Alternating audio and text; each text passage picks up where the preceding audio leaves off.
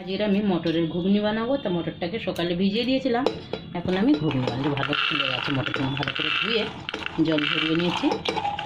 সাথে আমি দুটো আলু কেটে রেখেছি চৌকো চৌকো করে, এটা দিয়ে দিলাম। অল্প একটু নুন দিয়ে দিচ্ছি, সামান্য একটু হলুদ দিয়ে দিলাম।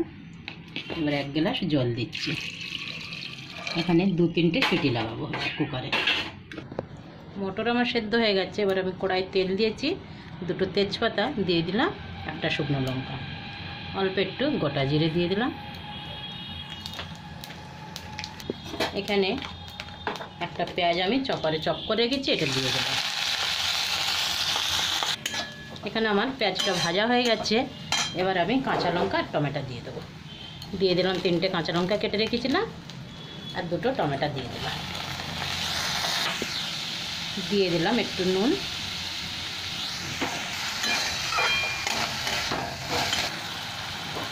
এখানে টমেটো আমার গলে গেছে। এবার আমি একটু মশলা দিয়ে দেবো। মশলার মধ্যে আগে তো হলুদ দিয়ে সেদ্ধ করেছি মটর, তো এখানে দিয়ে দিলাম কাশ্মীরি লঙ্কার গুঁড়ো, আর এখানে দিয়ে দিচ্ছি ধনে জিরে আমি ভেজে গুঁড়ো করে রেখেছি। এই ভাজা মশলাটাই দিয়ে দেবো, আর কিছু দেবো না।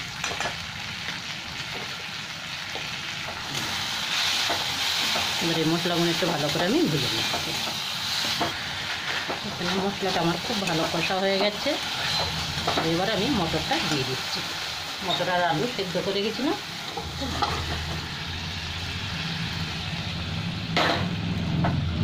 এটাও খুব ভালো সেদ্ধ হয়েছে, আমার একদম গলে গেছে। খুন্তি দিয়ে চাপ দিতেই মটরগুলো ভেঙে যাচ্ছে।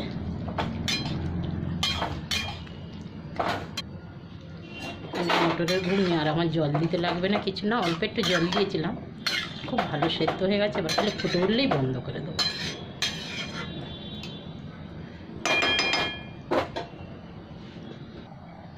এখানে একটু ধনেপাতা দিয়ে দিলাম।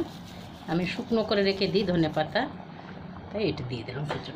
এক সময় কাঁচা থাকে না তো বাড়িতে, এইটা দিয়েই তো এখন কাজ চালাই আমি।